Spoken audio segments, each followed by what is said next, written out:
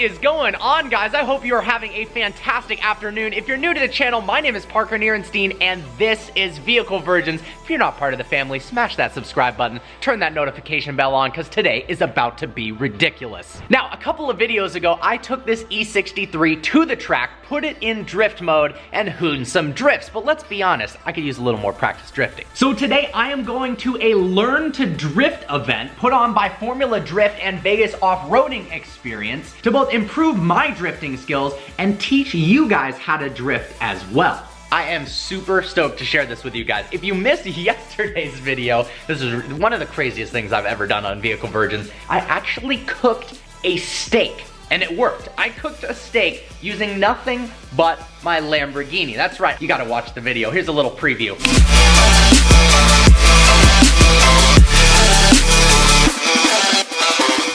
Strapped a steak down to the engine bay of the Huracan, drove around for 40 minutes, and ate the steak afterwards. It is now time to fill the E63 up with some gas and head to Irwindale Speedway. Let's roll. Filling up for gas now. Look how ridiculous this gas station is. We have a 458, a Macan Turbo, and then a new Vanquish up there as well. I don't even mind filling up gas when I have to come here because it's like a car show. Ah, the Vanquish is just such a good looking car. Oh my God, look, it's an SLR.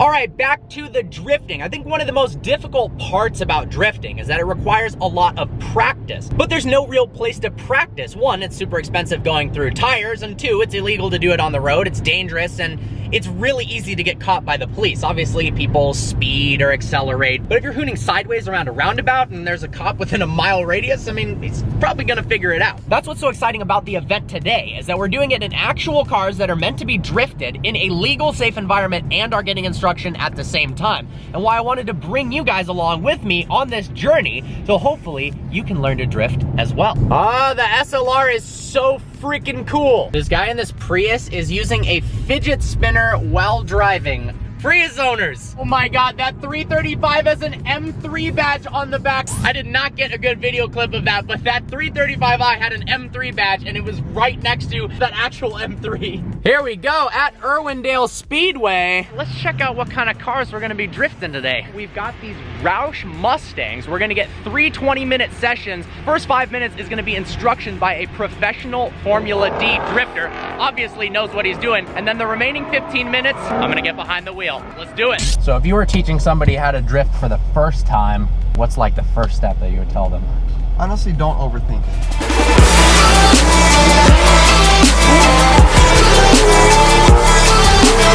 So basically, just to begin with, I mean, I like starting off in second gear. Okay. I just think it helps the RPM. These cars are supercharged, 700 horsepower, makes a ton of power. So the e-brake doesn't work that well. So we're just going to use a little bit of power modulation, kind of throwing that weight transfer out. So just rev it up a little bit. Make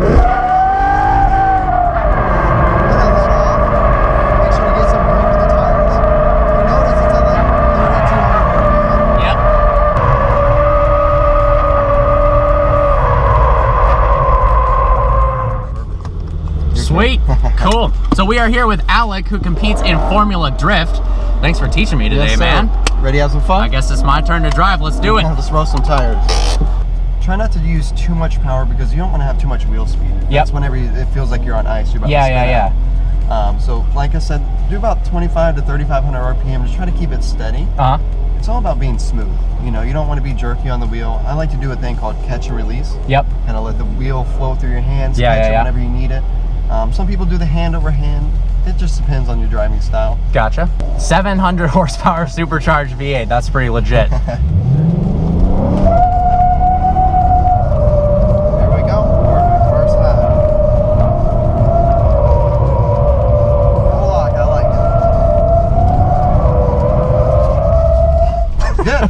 Good. That was a pretty lousy figure 8, but there we go.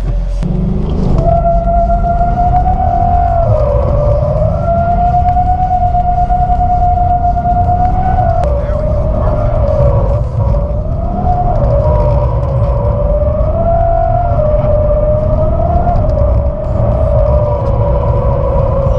See, one thing I noticed, you like the hand over hand. hand. Okay. Which is perfectly fine. You know, every driver is different. Well, it's not working as well, so.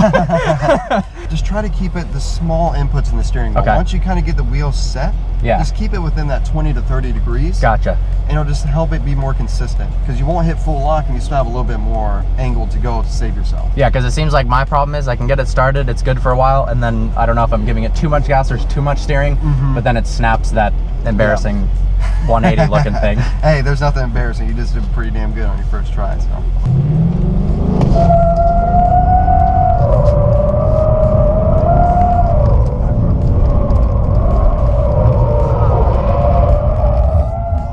Almost. Weak. And one thing, I think bigger donuts are always easier, you know, than tighter donuts. Yeah. So we can work big and work our way small if you want.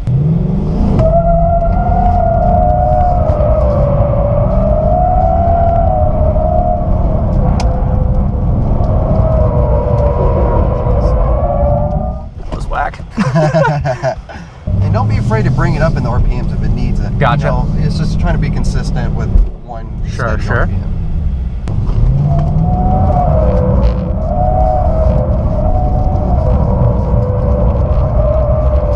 A little bit less steering.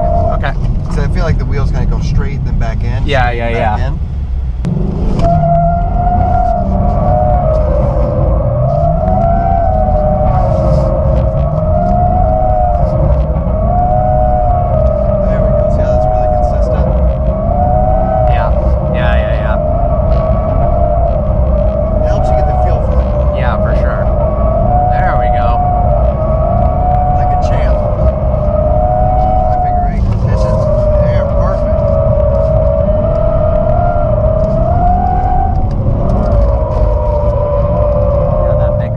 It's hard. Awesome. That was good.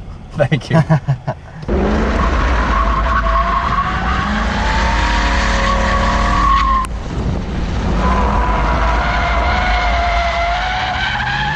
Definitely that slight brake and throttle helps a lot with. And you know what? If you stay on gas and left foot brake at the same time, kind of keep that consistent rear end kicked out. Okay. You know, without having to do much steering. Okay. So if you want to try it, go ahead.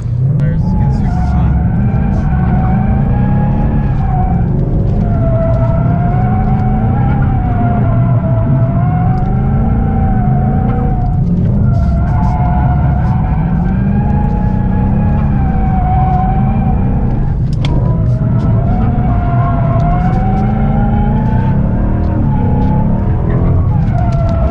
That was coming. How many sets of tires do you guys go through in a day? You know what? It depends on how much fun we want to have. All right, fair enough. All right, we're putting it back in the hands of the pro. Bigger donuts. Of course I messed up.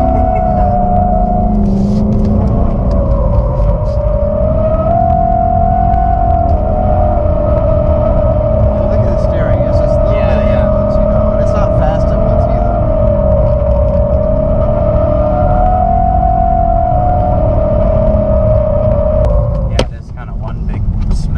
Yeah, and see, once you get the car set, you can work with it a little bit. Yeah. There we go.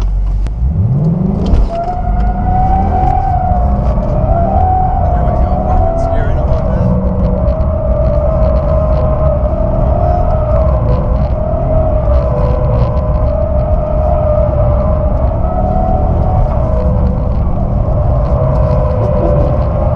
Hey, that was good. That was good. I think that was my good way, so We'll try that we'll way. try the bad way. There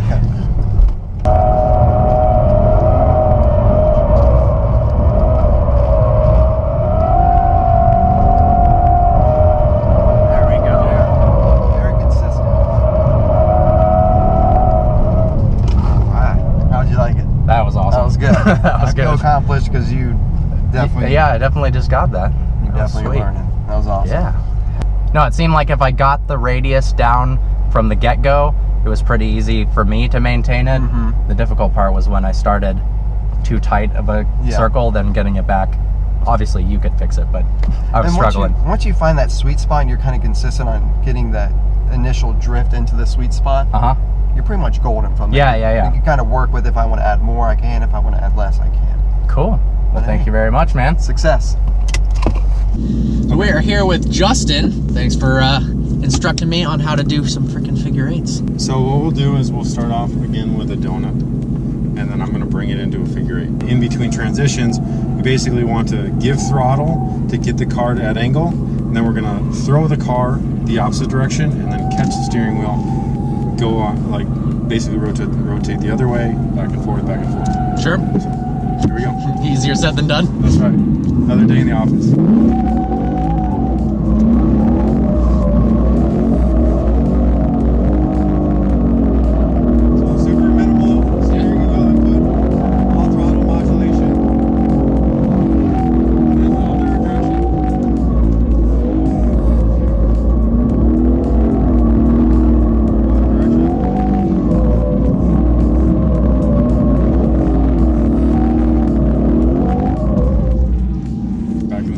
Easy as that. Just like that. That's how it's done right there. That guy's right there.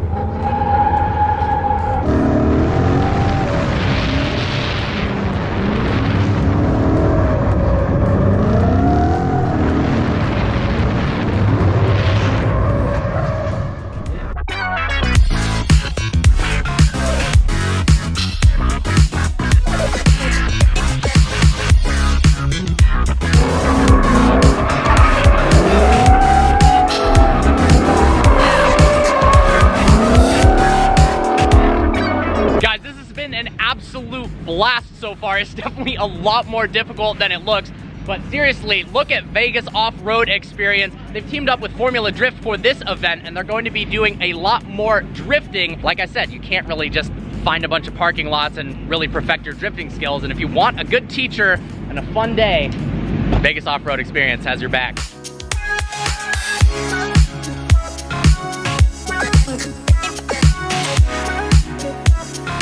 So we're here with Justin, and I want to let my audience know more about Formula Drift. If somebody doesn't know what it is, can you give me a summary? So Formula Drift is the premier drifting series in the world. Yes. Basically, started out in Japan, came to the United States, then there was this series called Formula Drift that started back in 2013.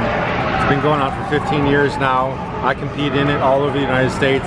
It's basically the best drivers from around the world come here to the United States. This is the House of Drift, Irwindale Speedway. This is where our finals are at the end of the year. But basically, they're just insane drift bars, getting sideways, inches away from each other.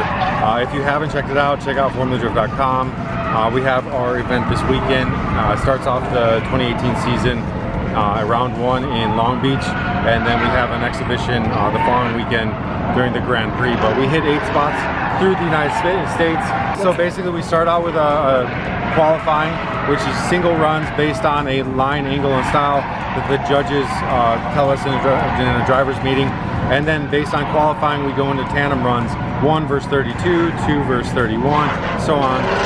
The lead car basically tries to run a 100% qualifying run, and the chase car tries to get as close as possible to the lead car, and then they switch. And based on those 2 runs, the judges pick a winner, and then it cycles down to there's only 1 left. Sweet. Well, thank you so much, man. Good luck this weekend. Thank you. You guys check him out. Well, after I've kind of made a fool of myself, we got Robbie here, the pro. He's gonna take us for an awesome drive.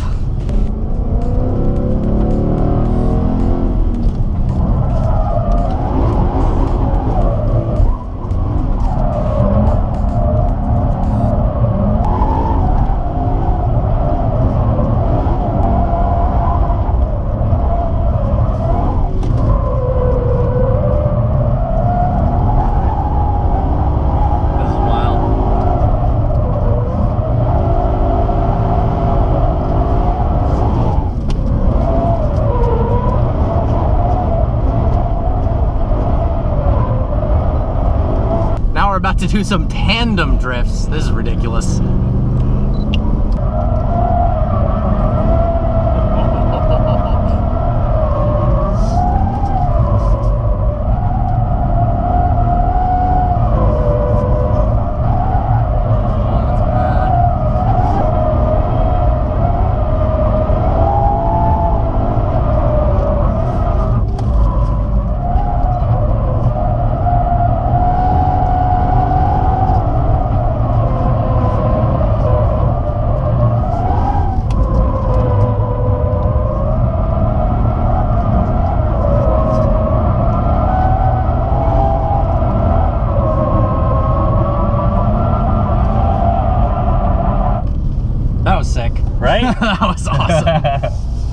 Good driving, Jesus.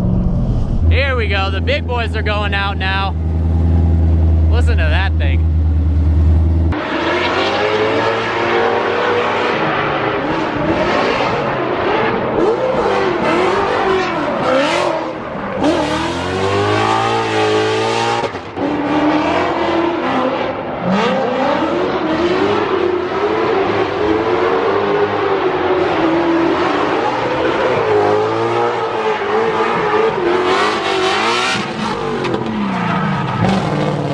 Not gonna lie, that first time I thought he was going along the outside track, so when I saw him coming here, that was gnarly.